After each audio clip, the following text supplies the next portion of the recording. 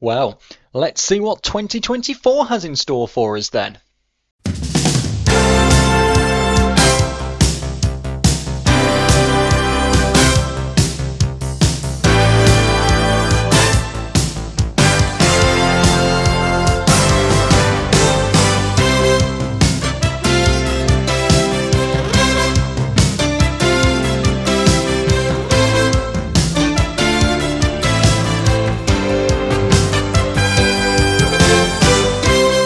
Yes, a happy new year and welcome along to this week's Women's Football Chat. My name is Chris Gadsby. I'm here every Thursday at 6 p.m, bringing you the very latest from the third and fourth tiers of women's football here in England. That's the FA Women's National League. This is the show dedicated to those 6 leagues. And after the Christmas break, we're ready to get back into some football action. Over the last couple of weeks, of course, released all those Christmas stats articles. And then on last week's show, we had a more detailed look at the tables and see where all the teams stand going into the second half of the season. But looking ahead to this weekend, a full programme of fixtures. Fingers crossed, scheduled for the weekend, although with the wind and the rain, it may be that some of them fall foul of the weather. We will get into all of those fixtures in just a few moments' time. But first, a few bits of news that happened over the turn of the new year. We're going to start in Wales,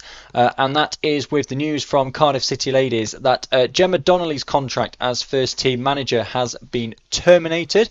And they are announcing that Fern Burridge-Mayo will be taking over as the new first team manager with immediate effect. Fern brings with her a wealth of experience that Cardiff believe will be invaluable in leading their team, and they wish Fern all the best in her new position and eagerly anticipate a successful 2024.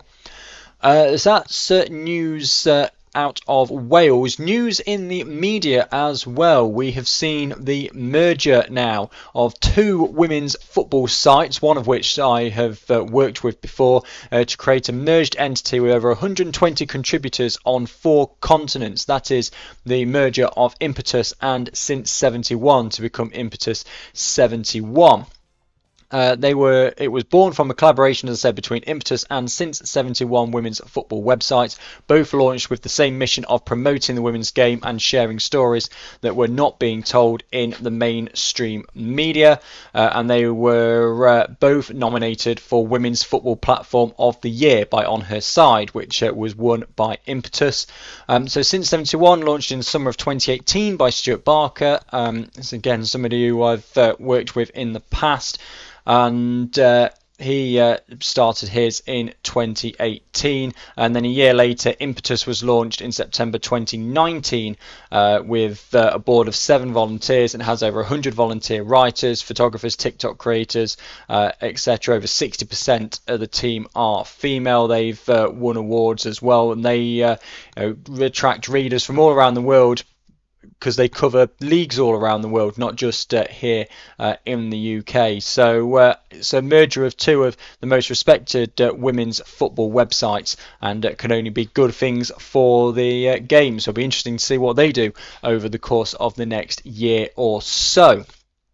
So those are the 2 real bits of news covered over the Christmas break. Obviously everything kind of slowed down a little bit, so let's get straight down to it and have a look at the fixtures then. We'll start in the Northern Premier Division. Derby County taking on Liverpool Feds, Huddersfield Town against Stoke City, Newcastle United against Halifax, Forest against West Brom, Stourbridge against AFC Fylde, and Wolves against Burnley. Key fixture there for me is that Wolves-Burnley game at the bottom of the screen there. Wolves in 4th, Burnley in 2nd. A win for Wolves really is probably paramount here, because they only have 1 game in hand on Burnley. If they are to win this game, it becomes a 4-point gap. It's currently 7. If they win this game, it's a 4-point gap. With a game in hand, that becomes a 1 point gap, and all of a sudden it's very interesting. If they lose and it becomes a 10 point gap with 1 game in hand, it's still then 7 away from Burnley. Burnley, who are yet to lose in the league this season, along with Newcastle. So it is a really important game for Wolves. Mentioned in the Christmas articles how important January is going to be for the top of the table, because Wolves have got Burnley. Burnley, I think, have got Wolves and Forest, if memory serves me right. I'll just double check that for you. Yeah, Wolves have. So Burnley have got Wolves. Then they've got Birmingham in the FA Cup. Then they've got Forest again, and then 2 games later they've got Newcastle before Valentine's Day. So Burnley have got to play all 3 of the top sides in the next few weeks or so.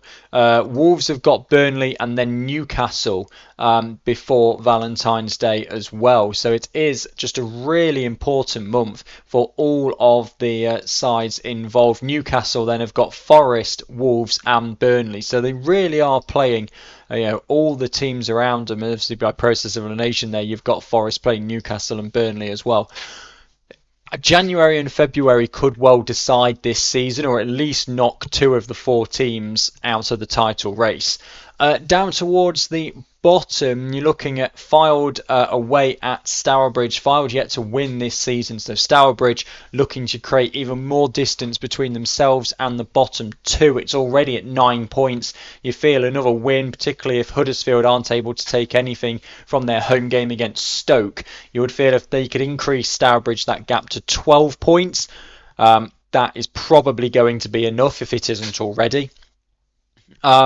Other sides I've mentioned there, Huddersfield. Halifax are away at Newcastle, going to be a difficult one for them. West Brom away at Forest, a very difficult one for them. So a great opportunity for Stourbridge and Stoke to just lift themselves well out of any sort of danger, with the bottom 4 all facing teams that are very much above them in the table, and considerably so as well. I do think it's that Wolves-Burnley game that's going to be the significant game in the Northern Premier Division this weekend.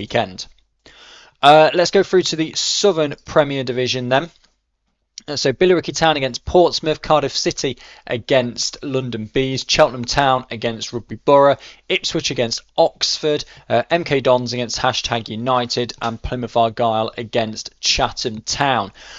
So MK Dons against #United is the one I'm immediately drawn to, for the reason, of course, that in the Southern Premier Division earlier on this season, MK Dons managed to win away at #United. Now they face them at Stadium MK. Can they do the double over #? That's certainly something that Portsmouth will be hoping that they can do, because Portsmouth are just 3 points behind #United with 2 games in hand. Portsmouth go away to Billericay Town, who are down in 8th. If Portsmouth are able to close that gap on # anymore with those 2 games in hand, it really puts them on the front foot. Cardiff City against London Bees, 5 points the gap between Cardiff and the relegation zone. Great opportunity for them to increase that up to maybe 8. But the other key game in the division is down towards the bottom. Plymouth against Chatham. Plymouth outside the relegation zone by 5 points. Chatham are trying to chase Plymouth down. Chatham realistically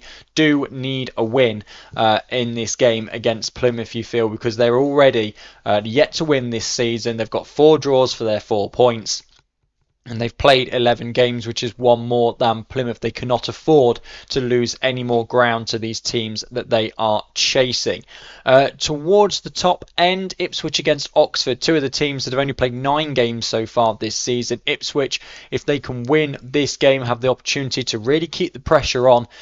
They are really trying to chase Portsmouth down. They've only got 1 game in hand on them, but they've got 3 on #United. So if Portsmouth do slip up anywhere, don't yet discount Ipswich out of this title race.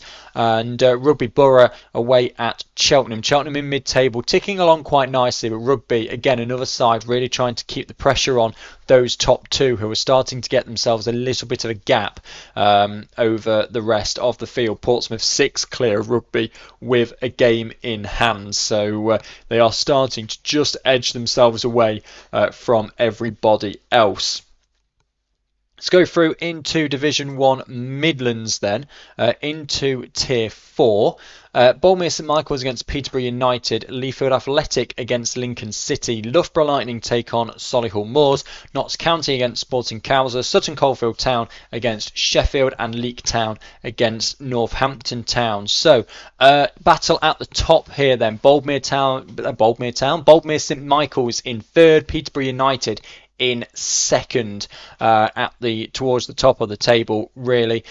Both sides well within a shout of overtaking Loughborough before the end of the season. Loughborough themselves have got Solihull Moors, who are down in sixth, but certainly not going to be an easy game for them. Sporting Cowser, they've only played 8 games, so don't discount them just yet out of this race, because they've got 2 in hand on the teams they are trying to catch. They are away at Notts County, who are only outside of the relegation zone by 3 points, and they have an inferior goal difference. Maybe Leafield Athletic will be looking at this weekend as an opportunity. They take on Lincoln City, who are also down in the bottom half of the table, to maybe leapfrog Notts County and get out of the bottom 2. Sutton Coldfield Town in 7th, Sheffield in 12th. They are 4 points away from safety, but they do have a game in hand. They do need to get that first season win on the board still, though. Leek Town against Northampton Town, 9th against 4th. The biggest challenge for Leek Town is trying to put a bit of distance between themselves and the bottom 2.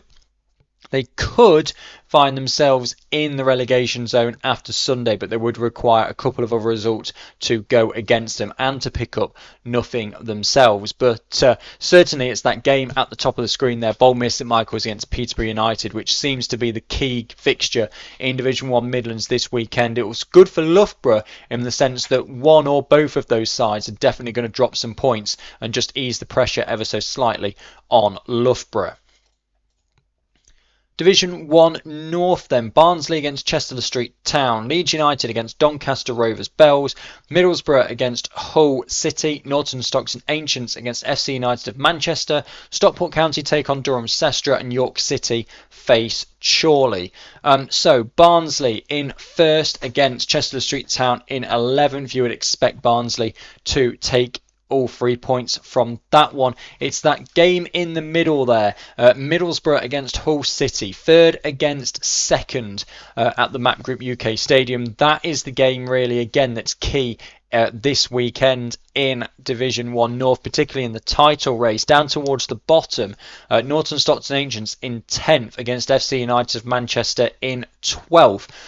Chester Street Town, although unlikely to get a win against Barnsley, if FC United of Manchester are able to defeat Norton Stockton Ancients as well, Chester Street Town could find themselves out of the bottom 2 after this weekend. York City against Chorley, 9th against 7th. So again, 2 teams in the bottom half there. They may cancel each other out.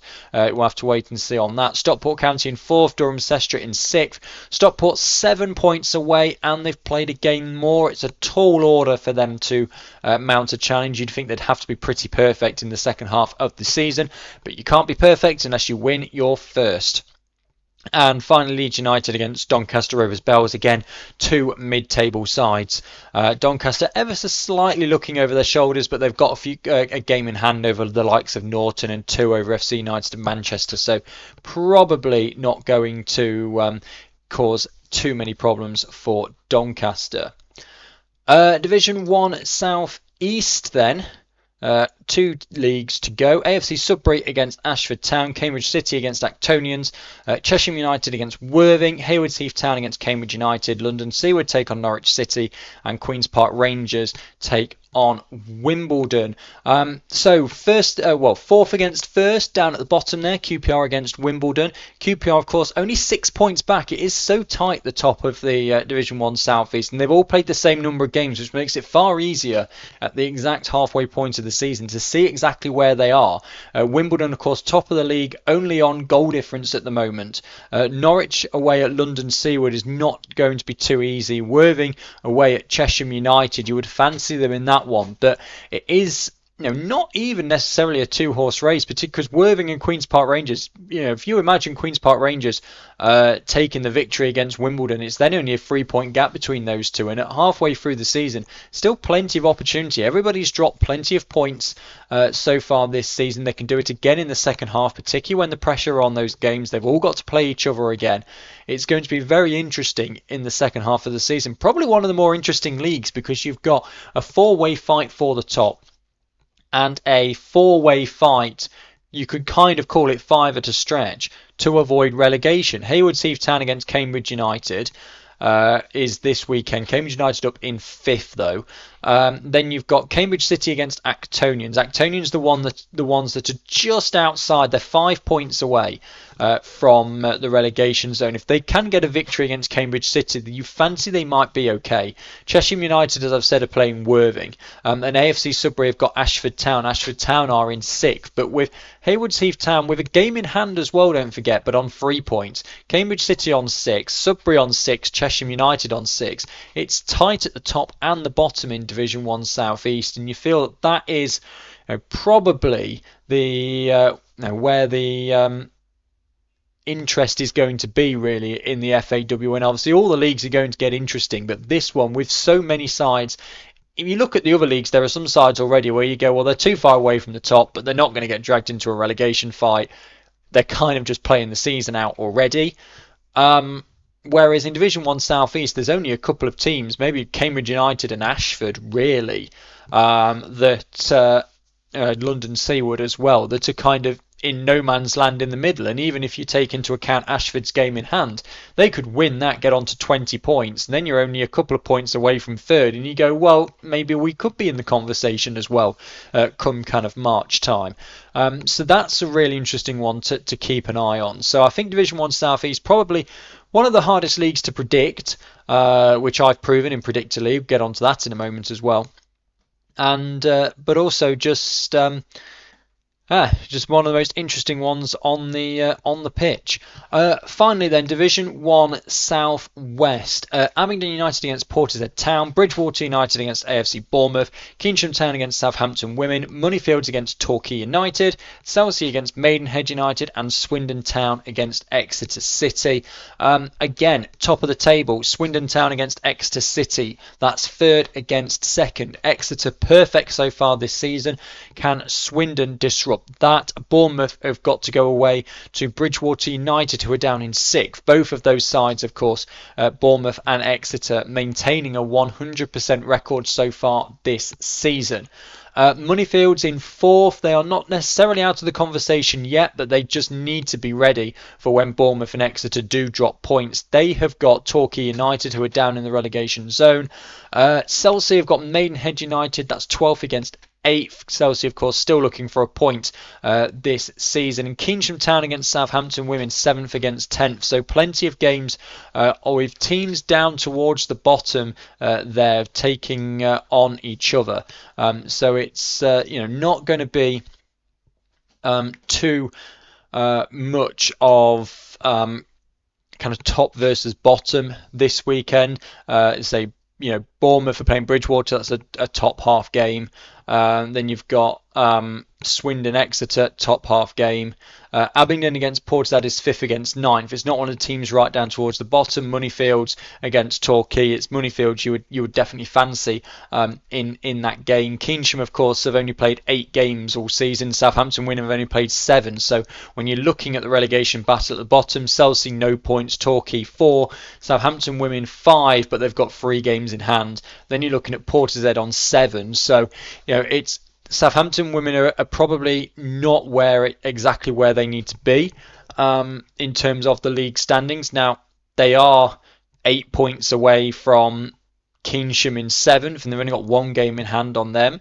And they're 10 points away from Bridgewater, and they've got 3 in hand on them. So when I say that Southampton Women's spot is kind of not really true of where they are, I don't mean that they're going to play these games in hand and suddenly be 4th. They might still only be 8th, but it's that gap that it could open up. Even if they get 1 win, it makes it a 2-game gap, and you're looking at it and going, well, Torquay have only picked up points in 2 games over the first half of the season, so then you're relying on Torquay to have a much better second half of the season to bring Southampton into any sort of trouble. But certainly Swindon against Exeter, the game to watch in South West this weekend.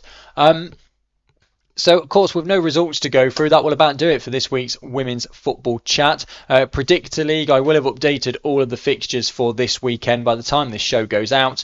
And as always, thank you very much for watching and or listening to this week's episode of the Women's Football Chat. Your continued support is always much appreciated. The show has grown through 2023 in comparison to 2022. And we will keep pushing on and doing what we can to help promote the FAWNL, who on social media, by the way, it should point out, have been very good over the festive period of keeping interest and keeping people thinking about the league as they went through each of the 6 divisions between Christmas and New Year. So nice to see from the league about that. Next week's show then we'll have a look back at these fixtures, and we've got a busy show next week because we've got the results obviously to look at from this weekend, as I've mentioned, the fixtures in the league and the FA Cup. It's FA Cup 4th round weekend, don't forget. Super League sides in there as well, and the FAWNL sides coming up against those Championship sides. There's that 1-1 FAWNL tie between Forest and Plymouth, so we've got all of that to look forward to on next week's show. But thank you very much for watching and or listening to this week's episode of the Women's Football Chat, and goodbye.